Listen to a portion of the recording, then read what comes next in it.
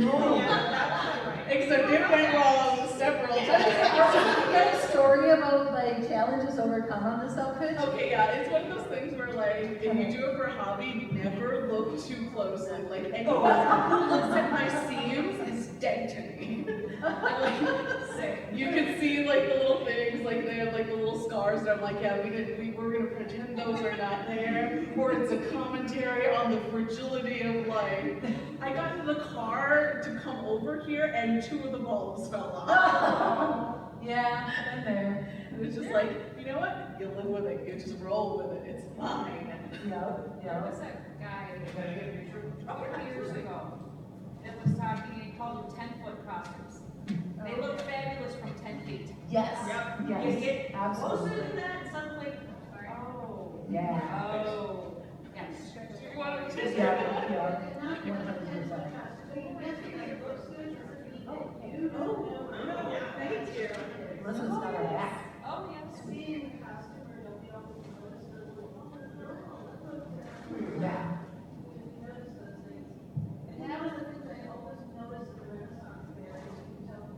Oh, you want to go Yeah.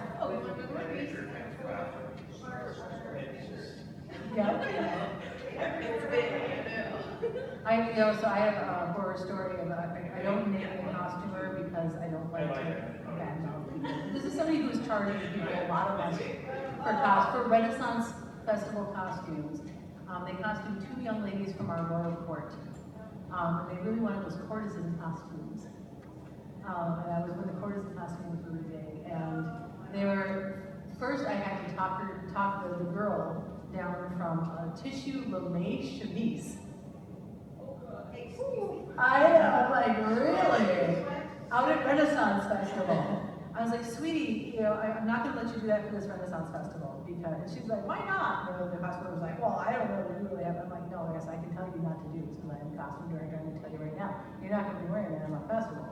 And she made it anyways. She convinced the girl to make it anyways. The girl worked for 1 day at a small festival, and it like disintegrated by the middle of the day. So then these 2 girls, so it's Friday before opening weekend, and these 2 girls come into the costume shop in costumes. This very professional seamstress who charges like a couple $1,000s for wedding dresses.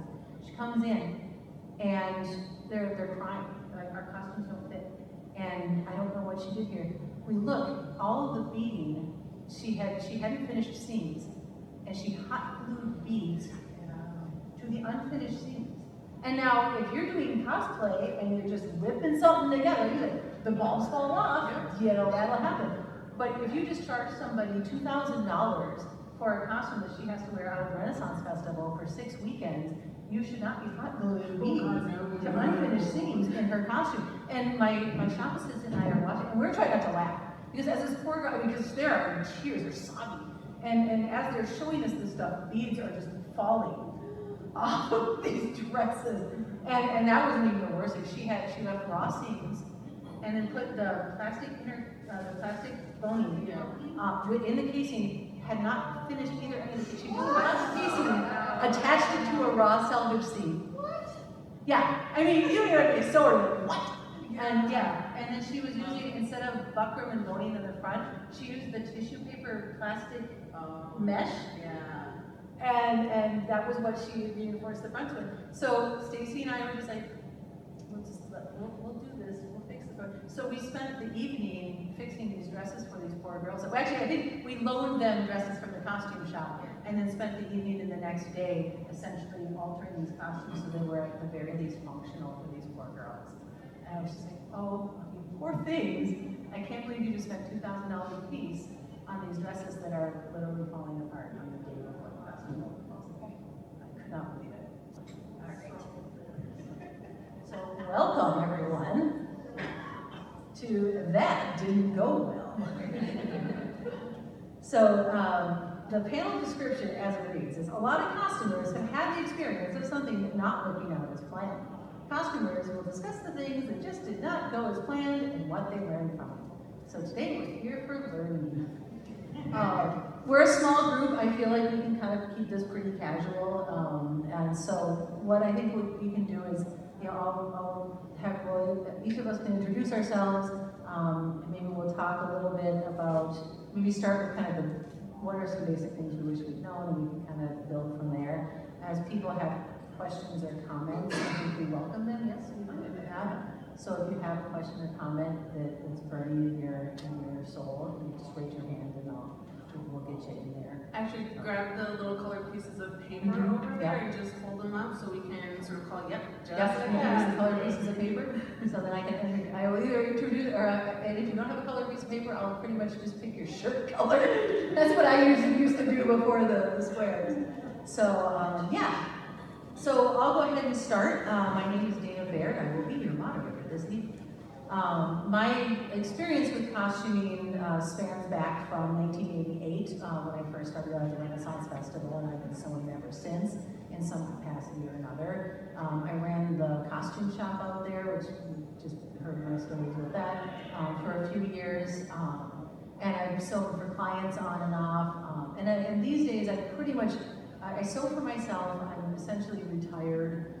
And most of what I've been doing lately has been cosplay and mashups and just sewing for the fun of it. So many horror stories to tell if I need it, but otherwise I kind of want to hear these horror stories over here. So what do we do? Do you want to kick things off on the other end? Hi, I'm Elizabeth Merritt. I have been doing historical sewing for about 25 years. I started going to historical events in my teens, and since then I've been working on making things historically accurate whenever I can. I've been doing events with different local reenactment groups, and I also really like doing cosplay. I've been doing conversions for quite a while. I do cosplay for my kid, and I also teach sewing classes, and I sew a lot of my own modern wardrobe. I'm Sonni Soto. I've been doing cosplay pretty much since I started going to con, which was, I did look this up, 2009, I believe. And it's just as a hobby. I don't like compete or do anything like that. I just do it for me because I think it's fun. But I did get featured in Dimension 20's making of the Gauntlet of the Garden as my Box of Doom costume. So that was fun. I'm Molly. I learned to sew as a child, but I managed to not use it for much of anything until I started to go to CONvergence in 2010, just a year ago. And I realized, ooh, I can put all this knowledge to make really fun costumes, and I get to talk to people and get compliments, and isn't that fun? And now I'm addicted. Yeah. Excellent. All right, so I'm just going to kind of kick things off right away and just say, let's start with the basics and the pitfalls. What are, and I think a lot of people that came to the textiles may hear some repeats on that. But so when you started out, what things do you wish somebody had told you before before finding it out the hard way? Definitely finish your seam allowances. When I first read that in the pattern when I was a baby sewist, I read finish seams. Didn't I just sew them? Am I not finished with them? I sewed all the way from A to B. So putting edge finish on all your seams. Do you have a horror story about? Something completely coming apart in the wash and I could never wear it again? No. Never had something come apart while I was wearing it. I think mine is, and we kind of talked about it before the panel even started, it was just kind of like knowing how hard you want to go. Like, is it something that is only going to last a day and that's all it needs to do? Or is it something that you're like, this is something I want to last forever, and so I am going to spend that extra time making sure that like every seam is reinforced, everything is pristine and perfect? Or am I just like, I hot glue this thing and I'm good? I think the classic wash your fabric and iron your fabric before you're cutting it. Wonky seams, oh no. Yeah, I was telling a horror story of that in the last panel where we had this beautiful fabric and we didn't, we always pre-washed our corsets and our vests, but we didn't pre-wash pants and skirt fabric, and we really should have pre-washed the skirt fabric. And those skirts ended up looking like crazy toadstool mushrooms on the side of a tree and just stretched in the worst possible way. So yeah, pre-wash, even Yeah, and Elizabeth told me something that I didn't know after 33 years of sewing, a trick for pre-washing yards and yards of fabric. Oh yeah, if you have a big piece of fabric for pre-washing, sew the two raw edges together to make a loop, and that will reduce the twisting. I know. I don't know how to do it. I didn't know that, and I'm old, so that's awesome. Learn something new every day. Exactly. So let's talk about that then. So the tricks that we have learned from either mistakes we made or mistakes we've seen others. I think getting really particular about pasting my scenes. I do a lot of things, even though a lot of my cosplay is like hand wash, very particular. I do a lot of lining just for comfort, even though it's not necessarily a dress that's like made for tons and tons of wears. I want to be comfortable while I'm in these dresses, so I tend to like do a nice lining and everything. So when I'm putting together 4 layers of fabric, basting all my edges, and before I do it, so I'm not painting everything and getting like wavy seams that I've been running through. So Even just making something wearable, like how many of us have planned a costume and then looked at it and realized, oh God, how do we sit in this? Or how do I go to the bathroom in this? You know, just like you don't think about that in like the fun stage of like, ooh, what can I do? And then all of a sudden you're like, oh God, I have to live in this for a day. Oh no. So did that make you alter the next one that you did then? Yeah, so I made a Medusa costume and it had like the coiled snake tail all the way down. It was skin tight, gorgeous. Wore it to con and realized, oh no, I literally have to get naked in the stall to pee. And like, I was like, oh no. So then I was gonna reuse it again and I'm like, we're gonna make it so that tail zips off.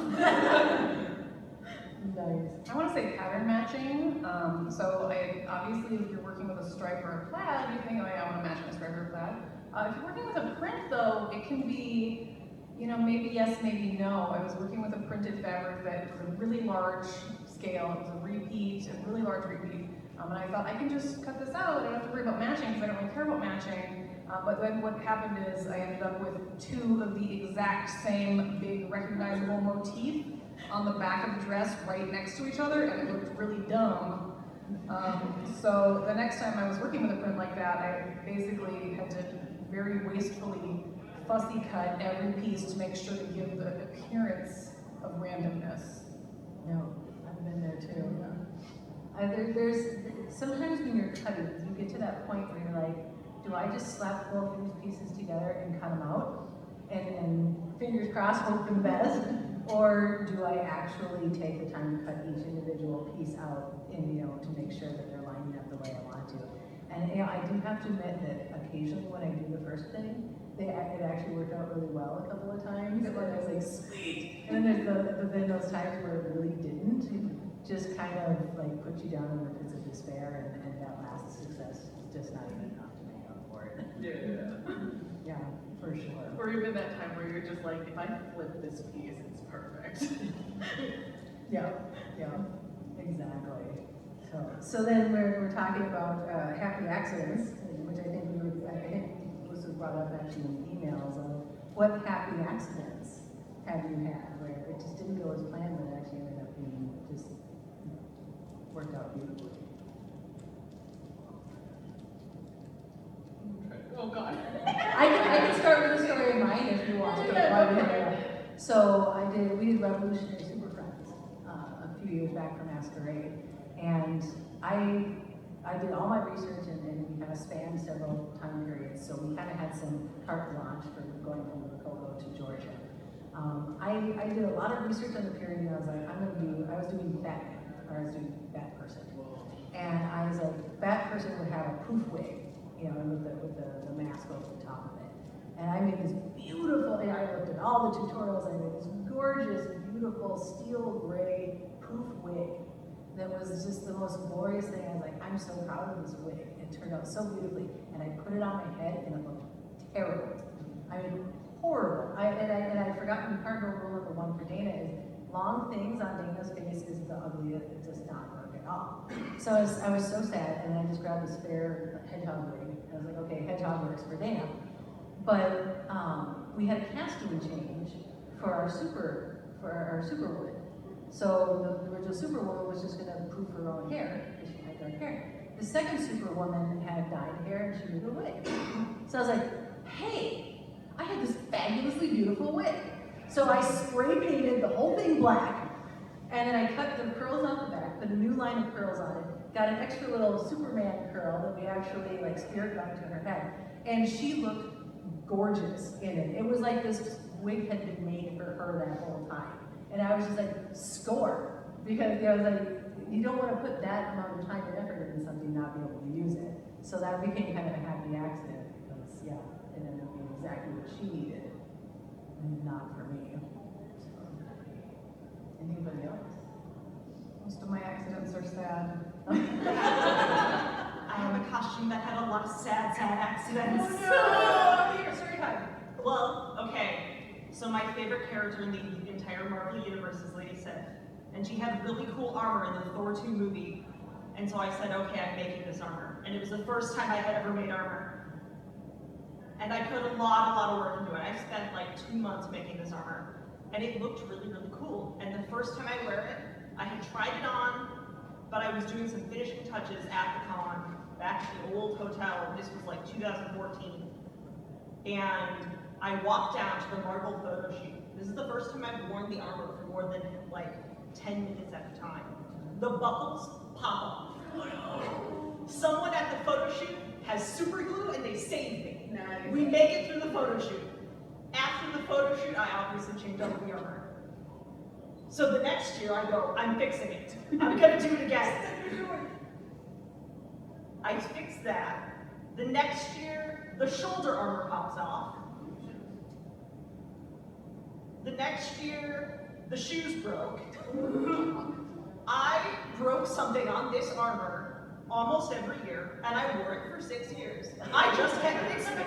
It was my favorite character. I refused to let the costume retire. That is true love right there. It was true love. It did look very good. It was one of those things, it was a 10-foot costume. That idea of 10 feet away, it looked great.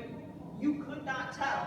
But if you got up close and you saw, oh no, she's glued that thing on 3 times, you were a little worried.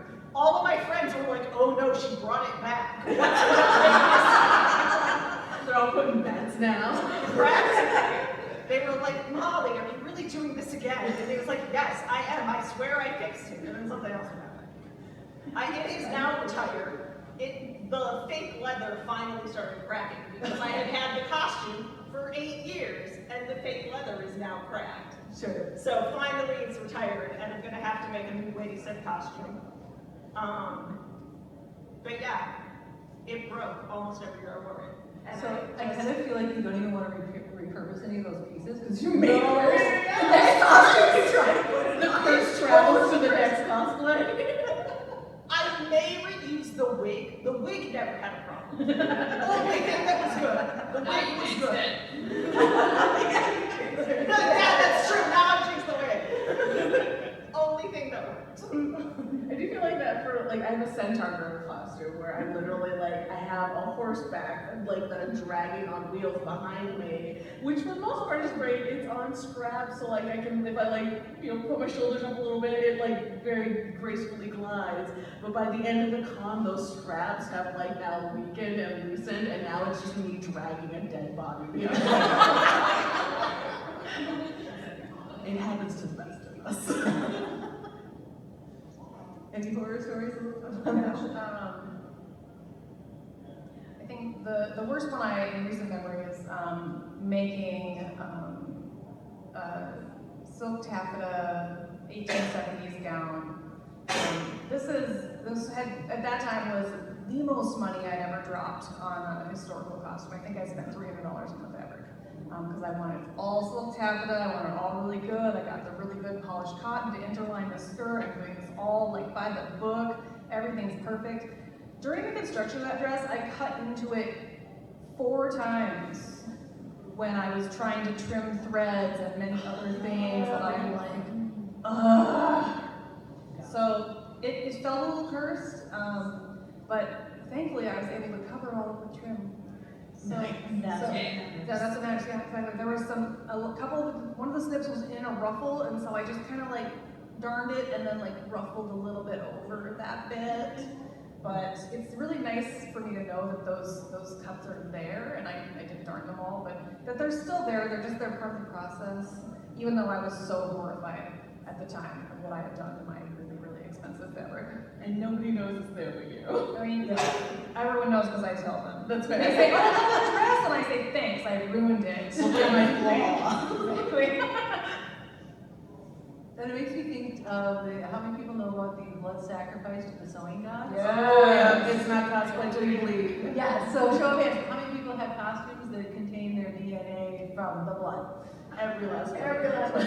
Like, I make a lot of red and black costumes. 1000%. Okay, so we all know that your spit gets the blood out, right, though? Are we all aware of this? Yes? Okay. This is true. I just leave it in because, why not? That's why. It's like a signature. Yes. Do we have a comment out there? I want to hear. Oh, Yes. I built a prop course for my friend, and then I still have the scar when I was cutting, like an exacto knife. So yeah. Not mine, but a friend who at one point interned at the Guthrie, and they were doing the importance of being earnest. She had a white lace dress that she bled all over. Not good. Oh, is that in the great? I forget what cosplay it was, but at some point I somehow got the sewing needle under my nail. Oh, yeah. And I had to put that thing down like 2 months. Yes, There are no children in the room right now, right? Okay, good. No. I worked with my 3D printer. I had to switch nozzles while the 3D printer is hot, which is something you have to do. Oh. I messed up. I got the 3D printer nozzle against my arm, and it was like 230 degrees Celsius. Oh. And the thing was, the bird looked like a giant penis.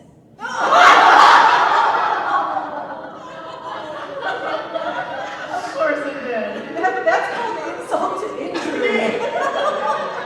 Oh no! I put our handkerchief in the back of the pink paper. My very first con, I most learned the importance of cover choice very quickly because it was up until this con was like one of the hottest flags you had on her. So there I am in a silk taffeta dress, and I had to fix the I was near a Merritt, so I had to fix her ribbons, and the amount of words that came out of my mouth from the show now as I'm sitting in my grandmother's living room, just the best of the ribbon edge of it, and bleeding everywhere. So like, photosphere, and this is very particular, because I could not get it out of Hey, so that ribbon. Yeah, I was working on a mud guard, and lesson I learned is don't make a mud guard out of ultra suede, because that's a lot more absorbent than I remember it being, and until I actually was wearing the dress. But I was cutting the mud guard and I was doing 8 layers of ultra suede on my floor with a rotary cutter. And people that know rotary cutters, they like to jump the ruler. I'm cutting, and it jumped the ruler and went right into my finger. And I was like, damn it! And I look at Baird and I say, give me a paper towel. So he gets a paper towel, I wrap it around my hand. I hold like this, and I finish it. And then he brought me to the urgent care, and I got like a bunch of, you can still see the scar. Yeah, I got like, I think 4 stitches or something like that. But I look at it, Actually, you can't feel the pain until you're done. I once put my thumb to try to spread high temperature hot glue because it was 3 a.m. and I had been costuming for several hours and I wasn't thinking that it was high temperature hot glue. I was thinking, oh, there's a glob and I need to spread it. So obviously I used my finger. Very bad decision. I went to bed after that. Yes, this is not an injury one, but any other panel mentioned, yes, things I wish someone told me, go to straight down south.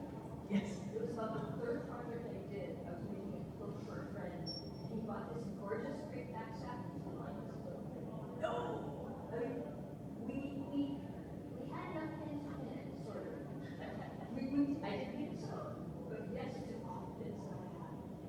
I think crepe back satin is actually slightly like in our, like intelligent and like tries to get away from you. It doesn't want to go to the machine, so it like tries to escape while you're trying to sew. That seems valid. Yeah, for sure. So does anybody have any questions, or should we keep kind of going with prompts here? I guess. Advice for sewing sleeves, they are minutes. Yes. Make sure that there is not too much ease in the sleeve cap, first of all, because if you're sewing with modern patterns, especially the big four companies that we used to all use, there could be 3 to 4 inches of ease. And that means that, if you're not familiar, that the sleeve cap is that much bigger than the armhole you're putting it into. Most garments, a tailored jacket maybe needs 1.5 inches. A broadcloth shirt, like a dress button-up shirt, you can have 0 ease in that sleeve cap. That's okay. Like, you can have a 1/2 inch of ease. So if there's just too much ease in the pattern, there's no way you're gonna fit that in. So, and then after that, once you're dealing with a manageable amount of ease, I like to just run the basting threads and then just pin the hell out of it. My brain can't do patterns, like I don't know why I can't. It's just one of those things that just like, I don't know, neurodivergence in me is spicy. But what the thing I do is that I'll take a shirt that I know fits, and if it's like one of those old ones I was gonna throw anyway, I will deconstruct that and just use that as a pattern. Yes. And you can use it over and over again.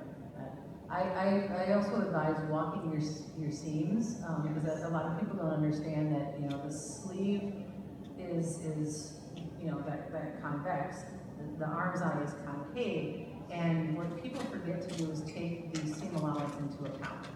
One thing to know about most tailoring tapes is that they're about a 5/8 inch seam.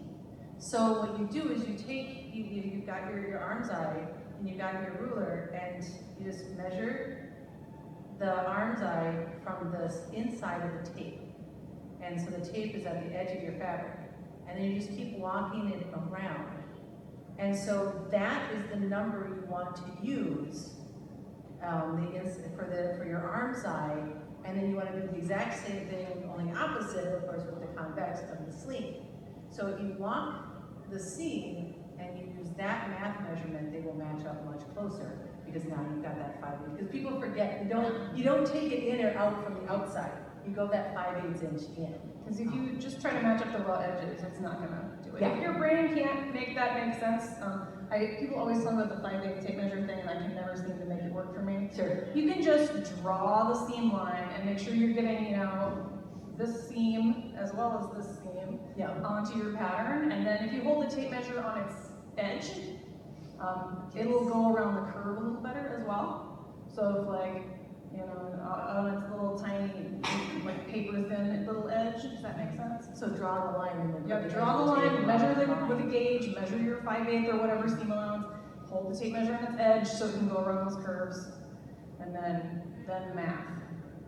And the other thing about the big four, the big one that's now going away, is, and we learned this with Renaissance Festival patterns in particular, is that, you know, you wear a corset right underneath the shirt. Most modern shirts and most modern patterns, they have the arm's eye goes pretty low on the shirt, which then when you put your bodice over it, it all bunches up. So in most of those patterns, if you're using them, just bringing that up a little bit, you're like, this doesn't feel right. If you actually bring it up, it sounds counterintuitive, but it will actually fit better than it does, you know, because you're not getting all that extra empty space. Absolutely.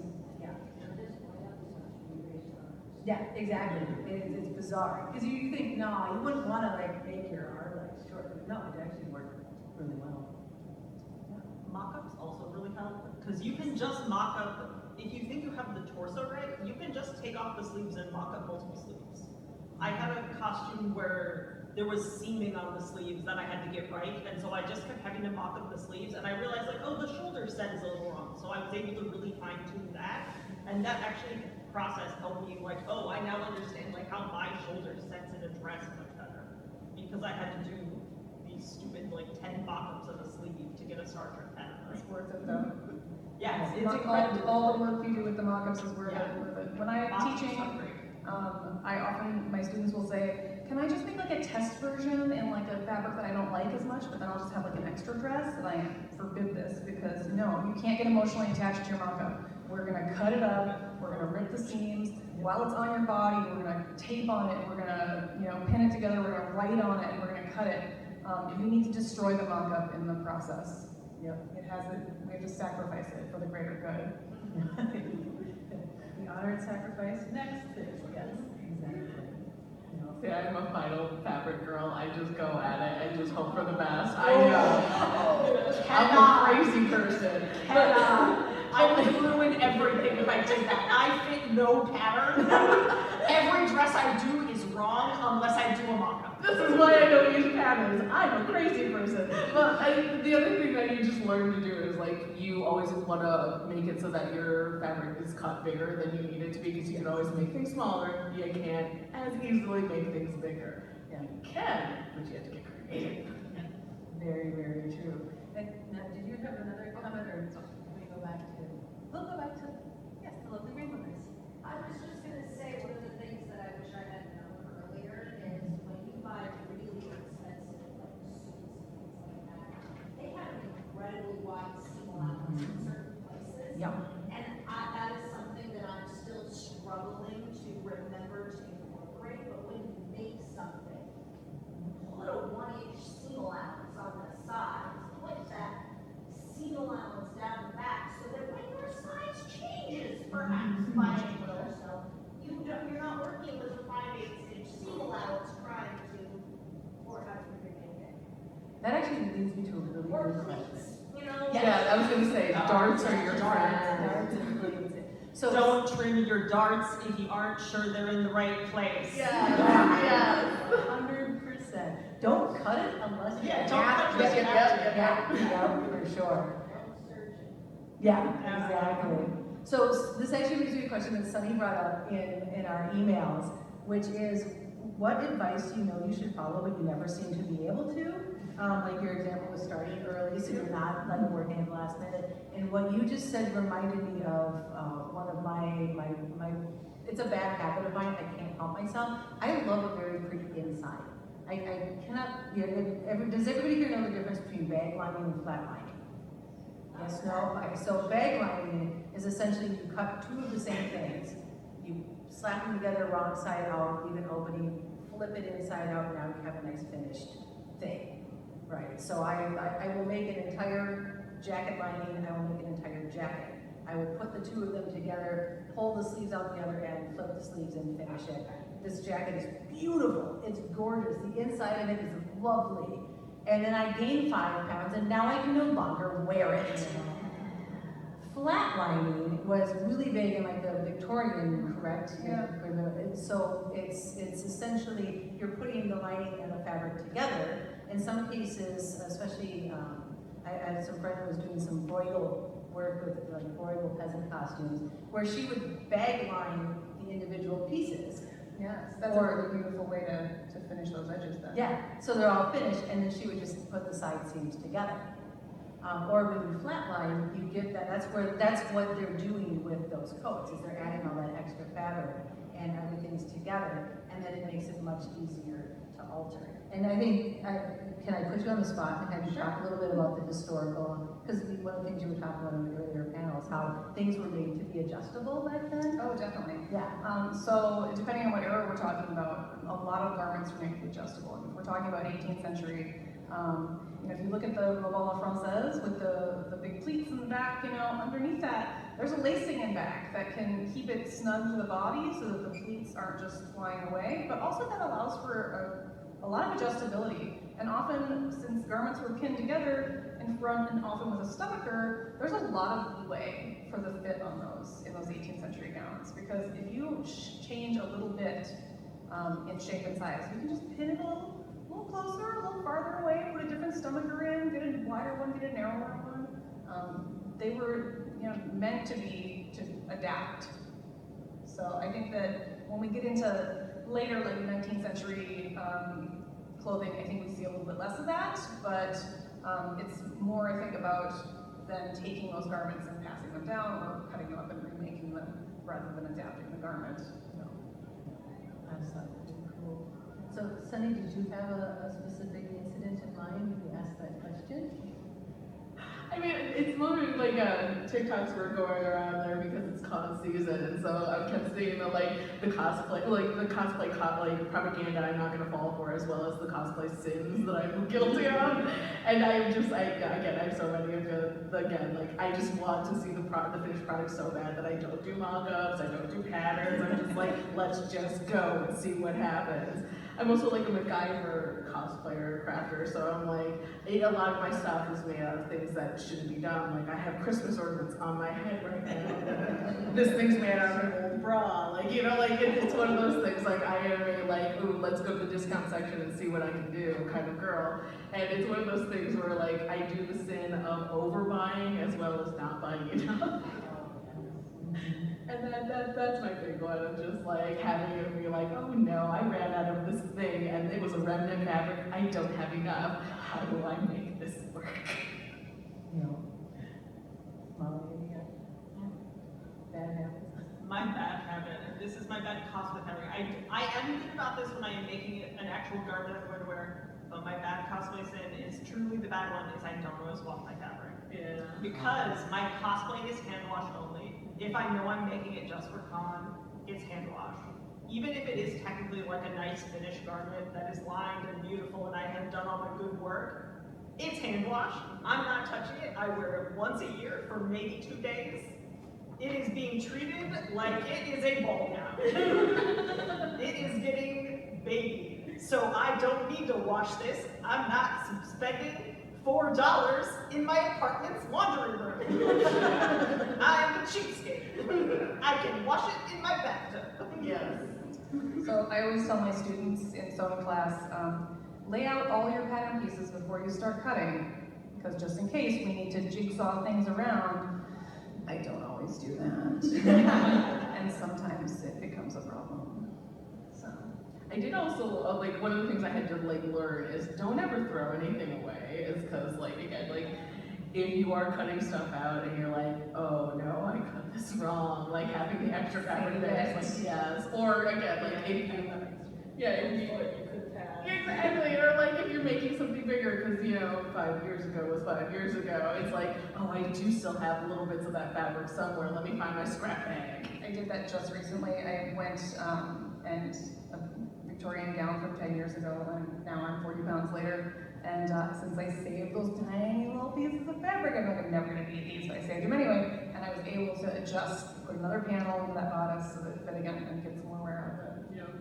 No, very much so. And it's kind of a happy accident scenario too, when you have to piecework something together. And again, super friends, from the time I started the project to the time I finished, I gained weight. And my Batman costume didn't fit me anymore. And I did not have enough of the body of the fabric. It was one of those ones where I bought as much as I could and that was it. So I didn't have enough of it to replace the front panel. Because again, you can just make the front panel bigger if you have some more of that fabric. So then I just, took, it's what do I have? I got the skirt fabric, I've got this fabric, I got all this extra trim, I have this, and I just kind of cobbled it together and I created a new stomacher, and it actually looked better. So I was all right, maybe. It actually popped out of the costume so much better. So yeah, if you can save those kinds of things. And I am, I showed everybody, I'm a walking swatch, fabric swatch. This is all previous projects. It's oh look, there's my husband's red fair doublet, and there's one of my husband's old shirts, and here's it's all your stuff, honey. Thank you for your donations. Yeah, there's some old belladonna fabric from, so yeah, I save them, and I discovered I really love patchwork, and I don't know if it's because I have all the small pieces left, or just because it's kind of cool. But yeah, you can just sort of play with it, and then have it there when you're okay, I need to do something new with this. Or I need to make a new piece. And so then you're hey, I still have some of that stuff left. I can now just change out the bodice and keep the skirt. And there's something really satisfying about finding treasure in somebody's trash. And it's just it's that thing that a normal person would throw away, but I didn't. There's also, it's really gratifying when you've been thinking, oh, I should really declutter this stuff for 10 years, and then it comes in handy. Yes, You're Organization. See, I knew I shouldn't have thrown it away. Also, it's not hoarding if your stuff is cool. Thank you. I heard you're gonna come, I'm gonna go to Mary and then I'm going to. I'm a third generation fabric collector. Fourth generation, and we're working on the fifth generation. And yes, I say that it's a collection because I have gone back to my grandmother's leftovers from when, and this is perfect! Something from the 50s. That makes you kind of a nepo baby, I'm just gonna. I can't wait for my mom to allow me to start granting things out of her collection. It's something more for a while. Stillness. Nice. I can't understand how some people be like, I don't need this. No, I can find it and support something. Yes. Some year. Well, also, like, it builds a kind of connection between you and your past. Like, I love the idea, like, I've never been to the Philippines. I, like, didn't really grow up with the culture because when my parents immigrated here, it was very much they wanted to assimilate and for their children to be as American as possible so that we just fit in better. But, like, I can go back and go through, my grandmother's clothes, my dad's old clothes, my mom's old clothes, and have a connection to this heritage that I don't really have a connection to otherwise. It just kind of, I don't know, gives it a little bit more of a meaning. We're going to find out over here, she picked the book out of what it is. We love it. You're like, I put on the spot. Oh, I like to do something and the boxes don't close anymore. Corollary to that, don't throw out your sewing machine needles if they are nearly bent. They're broken, it's on. No. But the bent ones, they have a purpose. Ah. And that purpose is when you are finishing time, and this is for every seam you sew the machine. And you have those long tails of thread when you're done, and you want to neaten them up, but you want to make sure they're not going to undo. Use that bent needle. Hold, stick it through by hand. Hold one thread through, because there are different sides of the seam. Hold one thread through by hand with that needle. Oh, sure. Maybe 2 or 3 knots in, like a square knot or a branch knot, or 1 plus branch knot. Sure. And only then clip those threads. No. So keep it in. Don't hit the knot, but keep that needle. Because Put the pointy end picks it up a little easier, your needle, your pin tomato. yeah. Put, so the wide end of the needle pulls out and the pointy end of the tomato. Sure. Keep those suckers, because I cannot tell you how many times they mistake my bacon. Having those knots before you cut the threads. Nice. And it's so much easier than trying to, you try to tie it over the seam and go look it. Yeah. Get nice and neat. Just keep those suckers, unless they're broken, if they're broken, get rid of them fast. Yeah. Well, Before you step on it. Yeah, exactly. Well, and with thread, if you're using, it doesn't work for cotton thread, but if you're using polyester thread and you do the tie-off, you can also burn it a little bit, just real quick, and then it'll stick to the fabric, and now it'll stay just kind of nice too. I do this because I don't have a cigarette lighter. Yeah. But this way. Yep, exactly. I'll just share this for all of my fellow fabric hoarders. A couple months ago, I went through 10 large plastic bins of all my fabric, and I think I found maybe 3 or 4 pieces of things. I thought, okay, I'm getting rid of these. We're very proud. We're very proud. So just don't get rid of any. That's the lesson. I had like a yard of ruffle, black cotton eyelet ruffle, and like the 3-inch thing stuff. And that stuff's pricey, though. Yeah. So I'm like, I'm keeping this 1 yard. I'm not gonna, and I put it in the thing, and it sat for the longest time. For a stilt gig, for Wild West days, we were gonna go saloon girls. I said, well, I need a saloon girl top. And I was like, what do I got? And I had a half-made shift for 19th century, ball gown. So it's got kind of that sort of curved neckline, and that I already put together. And I was like, well, if I put a ruffle on that, that's very saloon girl. And I opened my box, and there it was.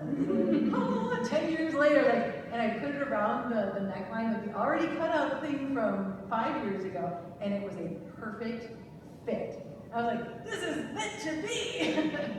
And so yeah, I was able to take this unfinished project and turn it into a totally different thing. So save your stuff. Also, just look anywhere. Like, I have literally scrounged around for like, after like the holiday office party, and you're like, all the different like ribbons that are left over on there. I'm like, ooh, that's a nice color. I'm going to steal that. Thank you very much. So I got a bunch of ribbons from when I used to work when I was younger. I worked at a Whole Foods, and there were these really bougie cookie boxes that nobody bought. And so after the holidays were over, we were getting rid of the cookie boxes, but they were all tied with the most delightful double-faced satin, moss green ribbons. And I thought, I'm taking every single one of these ribbons. So I took the ribbons from 20 bougie cookie boxes, and years later used them in like multiple projects. So if you can scavenge nice things. Or even not nice things. I stole cables from work that they were going to throw away, and I was like, you're going to throw these? No, you're not. They're coming home with me. And I made a hoop skirt out of them. All right, so we have our brown shirt in the back, and it's our Sparky in the front of me. I can't tell you nice, I just from like random things, like I don't even remember where this came from, but I know it came from my brother, and it was like those kind of buckles that you use when you want to like move like for a belt or something like that through. I don't know what the heck he had it from, but I was just like, I'm gonna take these, and you can't say anything about it, and he just let me. So also expansion siblings and family members too, if you can, Steal from your family. Yes. Steal from your family. They know you, take it we want, all tax. Whenever anyone is like, who wants this? It's always you. I know Nathan and you are a happy thrifter, and I'm a happy thrifter. Like you said, we're great things in the thrift stores. But there's also some of the saddest things when you find that bag of, you can tell somebody cleaned out forever sewing room or closet or whatever, half-finished product, but oh, do I have the best collection of bias tape now? Yep. Yeah, we kind of estate sales. Yeah, that people start. Buy nothing. Yes, the buy nothing groups. Buy nothing, like I have seen people like, does anybody have, 10 more inches of this size elastic, somebody will have it. Oh, yeah. Online's made that so much easier now, like Facebook, Marketplace. Absolutely. Yes. Hateful projects. Hateful projects. Projects where you work on them, you reach a point, and you just can't keep going. And you throw it across the room for a year. And then, when you calm down, you have a little bit of drink. And you realize, oh, I have to do this incompletely illustrated step by hand that they didn't tell me how to do. Like, oh, then I'll do that, and the rest will be fine, but which is equal, you can't make it work. They go in the naughty corner. I was in a chair, lounge chair that I just sat in for a year before I went back to it. I feel like anything that I have to do two of, that is what it is. The first one is fun because it's me going like, can I do that? Let me figure that out. This one took me a week to do. This one took me a month. There are reasons for that. It's just like, I already know how to do it. Can I just do it so?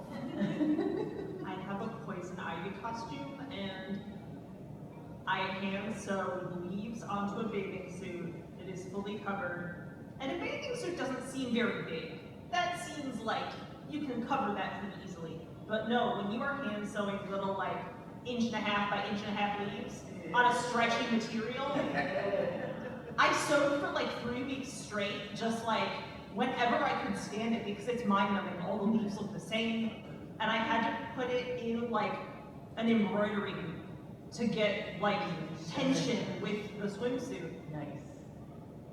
I almost went insane. But I got it done in time. It was ready for con, and it looks great. Nice. It's great compliments. It looks perfect, but I almost went crazy. One of the ways to do that also is like, because like this thing took me 2.5 months, is like, I got tired after doing like a little bit of it, and then I was like, I don't want to look at it anymore. So I just did like a little like TikTok video of it and put it on there, and people were like, oh my god, that's amazing. When is the finished product coming out? I'm like, oh god, there's the motivation, let's go. Yes, it's a motivation there. Oh god, now I gotta do it. Somebody's waiting for it. Yeah, I have, so one of my hateful projects, and then I will grab our two people. So this one, actually, I did not finish myself, but this is where I learned the glory of Wonder Under and Stitch Witchery. So running the costume shop, we were making wedding costumes for wedding rental. And we called them the VIP costumes. And I designed all these really wonderful costumes. And I didn't always have to make most of them because my staff did that for me, but there was one that I was going to make because 2 other people had tried it and it wasn't working. It was this lovely, beautiful mint green champagne, very, very slippery, and then a damask, with the 2-sided damask, and that was a lovely satin damask, and then gold trim on it.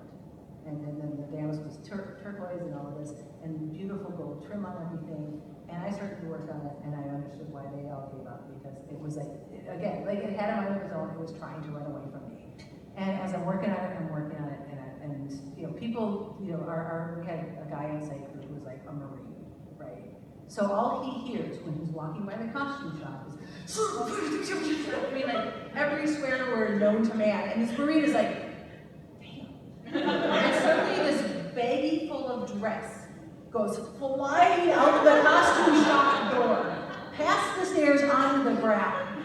And if you remember Marcia Coker, one of our grounds crew lady, they made banners, and they used Wonder Under to iron it down appliques on their banners. She walked up to there and she just kind of picked up the banners. We're just gonna take this plate. And she put it over. And she finished the dress, and she showed me how she was able to use Wonder Under to adhere the fabrics to each other so that she could then make the front pattern, and then use Wonder Under on the gold trim to make the gold trim stay on the slippery champagne. And she showed me how to do all this stuff to make the dress.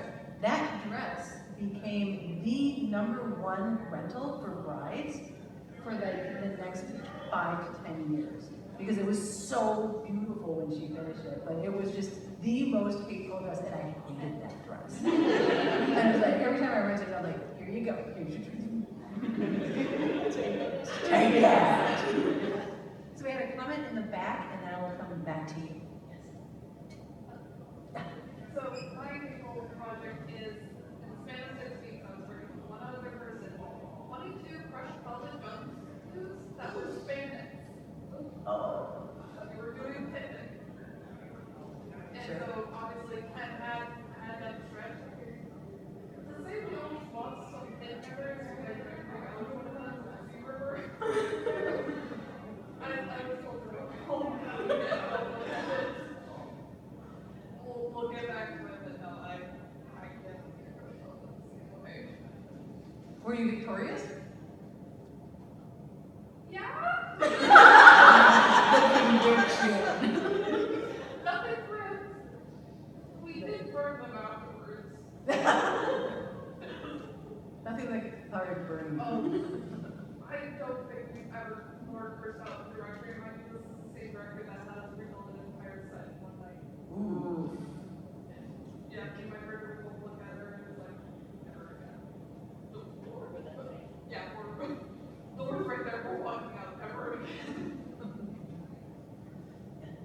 This was one of the last second advice. If you're going to put in a lot of hours on something, make it something that you can use in multiple times or in other contexts.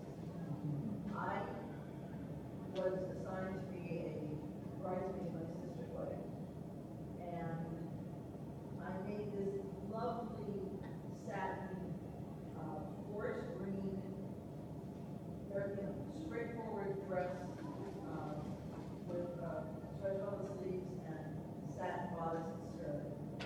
Very good would-be skirt, so I wore it with it.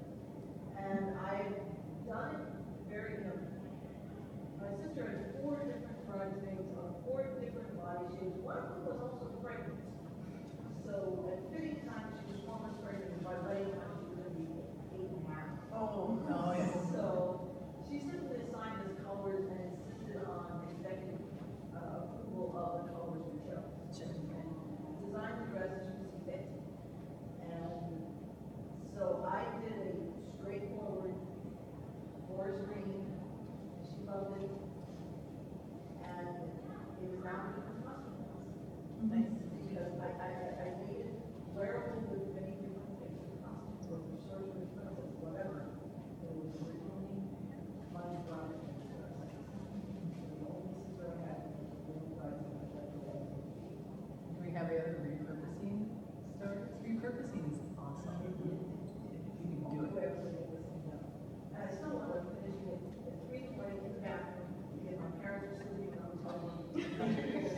Sure.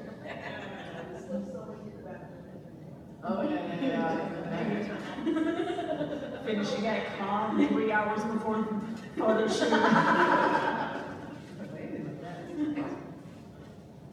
So if I had been alone, I could have been England. And if I had been England. But the parents couldn't go to the ride. So when we were talking about, you know, the hateful costumes in particular, we had kind of two flavors of questions that you had talked about, Elizabeth. Do any of us want to talk about when do you actually call it quits? You know, when is it time to walk away? And then what to do if you have a doomed project? What do you do with that project? Because we talk about repurposing. It can be really hard to say goodbye and to call it quits. But sometimes, you know, you just gotta rip the Band-Aid off.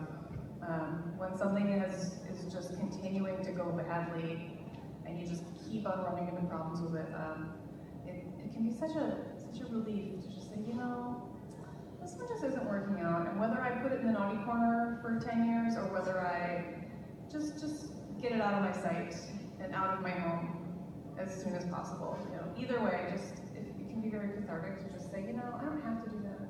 This is my hobby. I'm not forced to do this. If it's not making me happy right now, maybe I should think about switching the plan a little bit. There was a 1912 skirt that I was making several years ago, and nothing was going right. The trim was all wonky, the fabric wasn't playing right, bad things were happening. And I eventually I had to get rid of it. And I gave it to someone who I said, you can probably finish this skirt if you want to, or cut it into something else. This person did not sew, but I had high hopes that they were gonna learn to sew. But really in my heart, I knew they weren't going to. But it was a helpful little lie that I told myself that like, this is going to a good home. Somebody might like use this for something. This half done skirt. So maybe if you need to tell yourself a little lie, that's okay. I don't think I've ever actually abandoned anything for certain.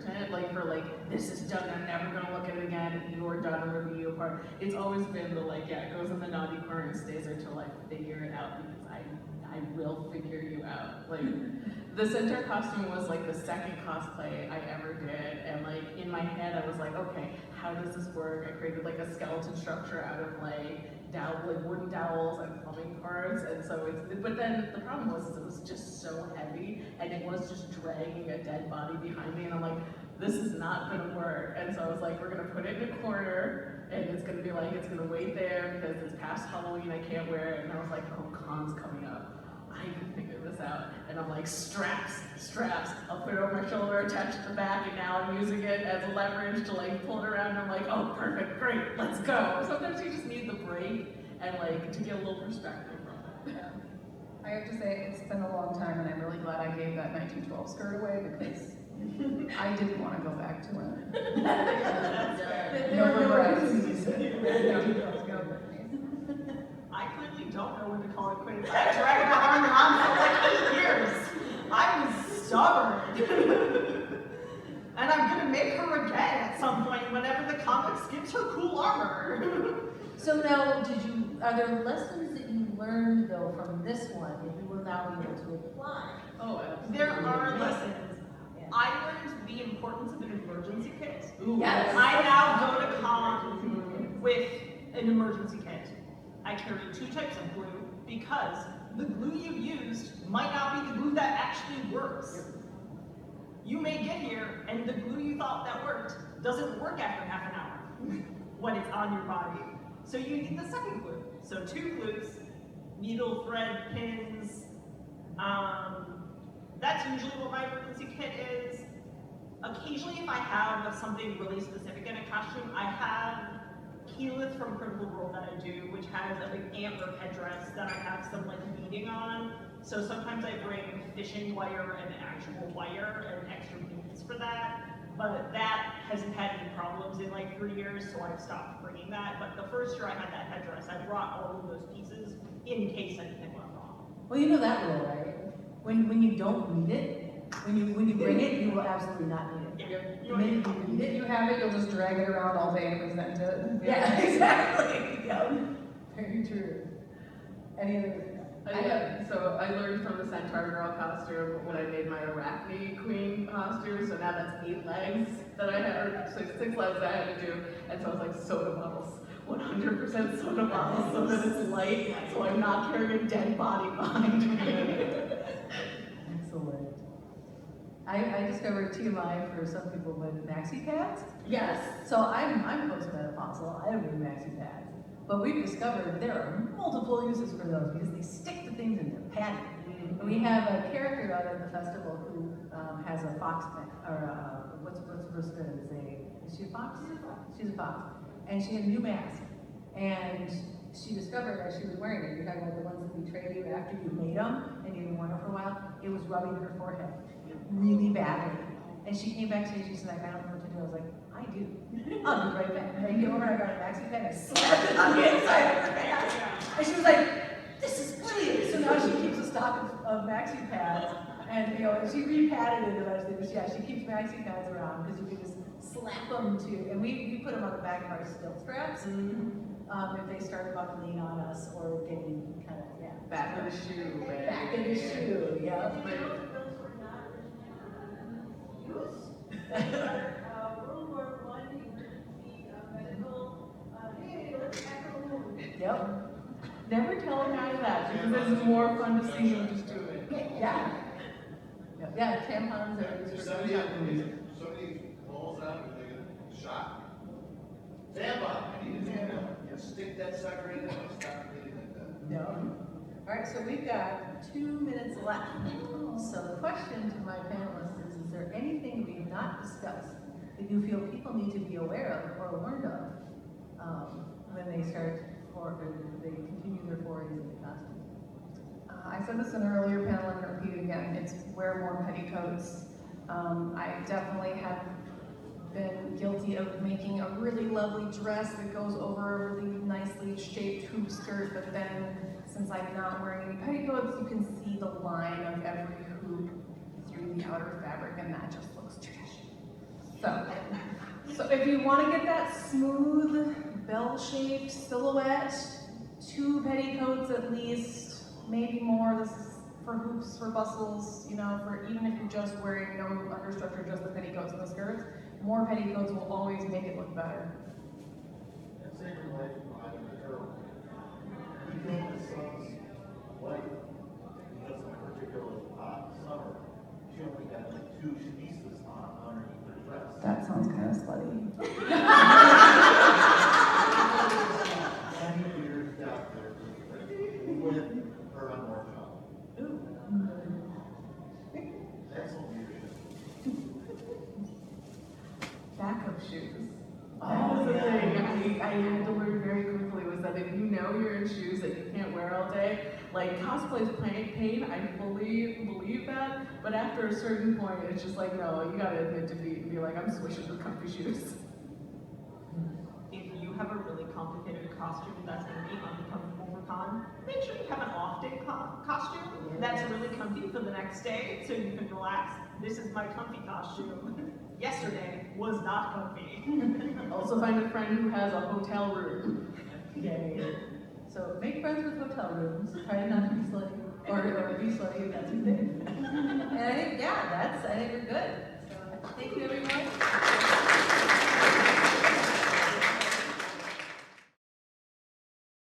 Please like, comment, and subscribe.